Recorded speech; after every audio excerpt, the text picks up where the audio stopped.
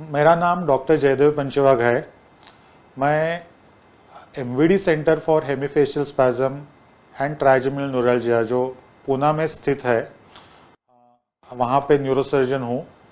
और आज मैं हेमीफेशियल स्पैज़म के बारे में बोलने वाला हूँ। बहुत पेशेंट ने मुझे पूछा कि डॉक्टर क्या आप बोटॉक्स इंजेक्शन के खिलाफ है? तो मुझे लगा मुझे इसके बारे में एक वीडियो करना चाहिए। मैं बोटॉक्स इंजेक्शन के बिल्कुल खिलाफ नहीं हूँ, मुझ में और बोटॉक्स में कुछ दुश्मनी नहीं है। लेकिन प्रॉब्लम ऐसा है कि हेमीफेशियल स्पैज़म के लिए बोटॉक्स ये परमानेंट ट्रीटमेंट नहीं हो सकता है, और ये नॉलेज सभी लोगों को होना चाहिए। हेमीफेशियल स्पैज़म क्यों होते हैं? इन मेजॉरिटी केसेस, बहुत सारे केसेस में अपने ब्रेन के अंदर जहाँ फेशियल नर्व निकलता है, जिसे हम फेशियल नस बोलते हैं, नर्व बोलते हैं, उसमें ब्लड वेसल घुस जाती है और वो ब्लड वेसल के जो पल्सेशन रहते हैं वो ये नर्व को हिट करते रहते हैं। जैसी उम्र बढ़ जाए वैसे वो ब्लड वेसल इलोंगेट होके नस के और अंदर घुस जाती है, और जो स्पैज़म आँख के साथ शुरू होते हैं वो यहाँ फैलते हैं, यहाँ फैलते हैं। In the end patient continuously ऐसा ब्लिंकिंग पेशेंट के फेस का होने लगता है। बोटॉक्स क्या करता है कि ये मसल्स में इंजेक्शन देने के बाद इनको पैरालाइज करता है, और ये पैरालिसिस 2 या 3 महीने तक रहता है। बाद में ये स्पैज़म्स फिर शुरू होते हैं, लेकिन जब शुरू होते हैं तब अंदर का जो प्रॉब्लम है वो बढ़ गया रहता है, क्योंकि वो ब्लड वेसल और लंबी होते जाती है जैसे मंथ्स जाएंगे। तो फेशियल नर्व पर जब ब्लड वेसल का प्रेशर बना रहता है और ब्लड वेसल के स्पंदन उस पर प्रहार करते रहते हैं, तो हेमीफेशियल स्पैज़म शुरू होते हैं। जैसे जैसे दिन जाए वैसे ये ब्लड वेसल और लंबी होती जाती है और नर्व के अंदर और अंदर अंदर घुस जाती है। ये जो पल्सेशंस है ये नर्व को कंटिन्यूसली हिट कर रहे हैं, और इसकी वजह से ये जो नर्व फाइबर्स है इनका जो इंसुलेशन रहता है वो चला जाता है, और ये फेशियल नर्व में एक प्रकार का क्रॉस टॉक चालू हो जाता है, यानी शॉर्ट सर्किट हो जाता है। जैसे दिन जाएंगे और ब्लड वेसल और लंबी हो जाएंगी, वो और नर्व के अंदर घुस जाएंगी। 6 महीने के बाद, 8 महीने के बाद ये ब्लड वेसल लंबी होके और घुस जाएंगी और स्पैज़म्स और बढ़ते जाएंगे। बीच में अगर ये पेशेंट कुछ नहीं करता है या लेट से कुछ टेम्पररी इलाज करवाता है जैसे बोटॉक्स है, तो भी ये अंदर ब्लड वेसल तो लंबी होते ही जाती है। तो जब भी ये स्पैज़म वापस आते हैं तो बहुत ही तीव्रता के साथ आते हैं। उसका रीज़न ये है कि ये ब्लड वेसल का लंबा होना, और 6 या 8 महीने के बाद ये ब्लड वेसल और लंबी होके पूरी तरह से नर्व में घुस जाती है। नर्व का जो रूट एग्जिट जोन हम बोलते हैं, इसमें ये पूरी तरह से घुस जाती है और पल्सेशंस कंटिन्यूसली नर्व पे प्रहार करते रहते हैं और स्पैज़म्स बहुत ही बढ़ जाते हैं।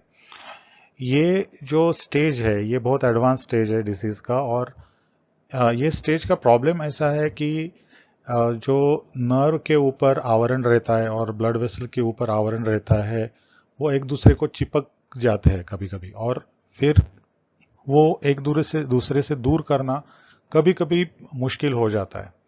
तो इसीलिए जब भी हेमीफेशियल स्पैज़म्स न्यूरोवास्कुलर कॉन्फ्लिक्ट की वजह से हो, तो मेरा ऐसा आग्रह रहता है कि जितने जल्दी हो सके एमवीडी सर्जरी करना चाहिए। तो ये ऊपर से लगाने जाने वाली पट्टी है बोटॉक्स। तो बोटॉक्स इंजेक्शन वो जो रियल अंदर का रीजन है उसको दूर नहीं करता है। इसलिए मेरे ख्याल में हेमीफेशियल स्पैज़म जब बढ़ते जाते हैं तो within time MVD surgery करके we have to aim at cure, वो क्योर करने का प्रयास करना बहुत जरूरी है। लेकिन अगर आप लेते रहे तो 2-3 साल के बाद आपका स्पैज़म ऐसा हो जाएगा कि उस समय सर्जरी भी मुश्किल हो जाएगी। सो मेरा ये आग्रह है कि ये जो फैक्ट है, ये फैक्ट एज अ न्यूरोसर्जन ये मेरी ड्यूटी है आपको बताना। 15 साल हम एमवीडी सर्जरी कर रहे हैं एज अ टीम, और हमने बहुत रिजल्ट्स देखे हैं। हमने रिसेंटली वो रिजल्ट्स इंटरनेशनल कॉन्फ्रेंस में प्रेजेंट भी किए थे। So they are they have been presented in front of international groups, international peers. We have 99% success rate in treating hemifacial spasms. ये मैं 15 साल के एक्सपीरियंस के बाद बोल रहा हूँ, और ये क्योर रेट में बोल रहा हूँ. ये लोग क्योर होते हैं परमानेंटली. हमारा फॉलोअप 15 साल से लेके 6 महीने तक इतना फॉलोअप है लंबा हमारा. तो ये जो ऑप्शन है हेमीफेशियल स्पैज्म का, इसलिए मैं हरदम बोलता हूं कि this is a better choice.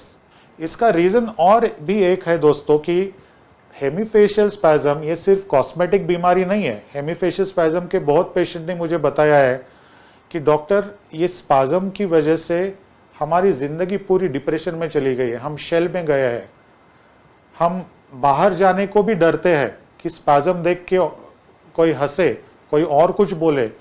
It affects your personality. ये आपके काम के बीच में आता है, ये आपके सोशल इंटरेक्शन के बीच में आता है, ये आपके यंग पीपल में शादी के बीच में आता है. जॉब इंटरव्यूज के लिए लोग नहीं जा सकते हैं.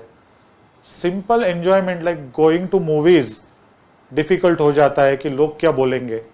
तो hemifacial spasm is in my opinion, after listening to so many stories, I don't think that there are many people in the world who have listened to as many stories I have listened in last 15 years of hemifacial spasm, because when patients come they tell their life story.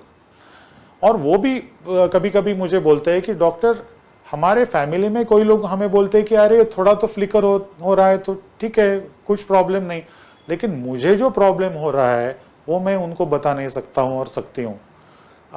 मुझे ऐसा कभी कभी लगता है कि मैं मेरे कमरे का दरवाजा बंद के अंदर बैठी रहूं या बैठा रहूं, मुझे लोगों को फेस ही नहीं करना है. तो कंटिन्यूअस स्पैज्म हो रहे हैं और मैं बाहर जाके बोल रहा हूं, ये पॉसिबल नहीं है. I think 12 patients to be precise in our audit have confessed to us that they had considered कि सुइसाइड करने की सोची थी बिकॉज ऑफ दिस प्रॉब्लम. तो ये लाइटली लेने जैसा प्रॉब्लम नहीं है. उसकी वजह से लोग कंप्यूटर पे काम नहीं कर सकते, ड्राइव नहीं कर सकते हैं, पढ़ नहीं सकते हैं, कभी कभी नींद के बीच में आता है. हमें ये बताना चाहिए लोगों को कि ये परमानेंटली ठीक होने का तरीका क्या है, एमवीडी सर्जरी क्या है, वो कैसी की जा सकती है. दूसरी एक चीज़ इन पेशेंट्स को बताई जाती है कि सर्जरी में बहुत रिस्क रहता है. अभी ये एडवाइस कौन देता है? जिनको ये मालूम नहीं कि सर्जरी क्या है, कैसी की जाती है और क्या एडवांसेस हुए हैं. इंडिया में उसके लिए जो सेंटर है वो क्या काम कर रहा है, ये इन्फॉर्मेशन लोगों को नहीं रहती है. Then not based on this information ये एडवाइस फ्रीक्वेंटली दिया जाता है. मेरा सवाल ऐसा है कि ऐसी कौन सी ह्यूमन एक्टिविटी है जिसमें रिस्क नहीं है? बोटॉक्स भी केमिकल है तो उसमें कुछ रिस्क होता नहीं है क्या? होता है. Chemicals can have severe allergic reactions, they can have different kinds of problems. जब आप पेट में दवा लेते हो तो उससे कुछ खराबी शरीर में नहीं होती है क्या? हो सकती है. तो वैसे सर्जरी में भी स्मॉल परसेंटेज ऑफ रिस्क हो सकता है. अगर आप एक गांव से दूसरे गांव गाड़ी में बैठ के जा रहे हो तो उसमें रिस्क नहीं है क्या? तो रिस्क हर एक चीज में रहती है. वो रिस्क रिड्यूस करने के लिए क्या करना चाहिए? तो वो जो बीमारी है, वो बीमारी में जो एक्सपीरियंस टीम है, आप वो टीम से सर्जरी करवा ले सकते हो. आप यू कैन मेक श्योर कि you go to the best of the operation theatres. So let me tell you कि ऐसा हुआ है कि गए कई साल में ये जो टेक्नोलॉजिकल एडवांसेस हुए हैं उनकी वजह से ये रिस्क बहुत कम हो गए हैं. और please go through our video in which I have given a detailed lecture about the risk and हमारे सीरीज में कितना रिस्क है. तो ये सब नॉलेज लेने के बाद फिर आदमी तय कर सकता है कि क्या करना है. तो इसलिए मेरी ऐसी रिक्वेस्ट रहती है पेशेंट्स को कि प्लीज़ बीमारी के बारे में पूरी जानकारी लेने के बाद और इसके ट्रीटमेंट ऑप्शंस के बारे में जानकारी लेने के बाद ही तय करें कि किस रास्ते से जाना है. मैं बोटॉक्स इंजेक्शन के बिल्कुल खिलाफ नहीं हूँ, लेकिन बोटॉक्स इंजेक्शन हेमीफेशियल स्पैज्म को परमानेंटली ठीक नहीं कर सकता है. और किसी ने आपको ऐसा बताया है तो वो ये इंफॉर्मेशन गलत है. हेमीफेशियल स्पैज़म क्योर करने के लिए, परमानेंटली क्योर करने के लिए सिर्फ माइक्रोवेस्कुलर डिकॉम्प्रेशन सर्जरी यही एक ही तरीका है। ये अभी मेडिकल साइंस का आज का ट्रूथ है। मेडिकल साइंस में इवोल्यूशंस होते रहते हैं, तो 10 बरस के बाद शायद दूसरा तरीका आ सकता है, लेकिन इस विषय के दूसरे वीडियोस हमारे चैनल में वो भी देखिए और इसके विषय का जो ज्ञान है वो बढ़ाइए, और फिर आपको जो अच्छा लगे वो डिसीजन आप ले सकते हो। Thank you very much for listening. और इस बीमारी के बारे में ज़्यादा से ज़्यादा नॉलेज फैलाने में अगर आपका सहयोग मिलेगा तो हम ज़्यादा सक्सेसफुल भी हो जाएंगे। ये सेंटर हमने 15 साल से शुरू किया है। एज आई सेड, ये एशिया में ऐसा एक ही सेंटर है जो स्पेसिफिकली ये सर्जरीज के लिए डेडिकेटेड है। Thank you again for watching patiently.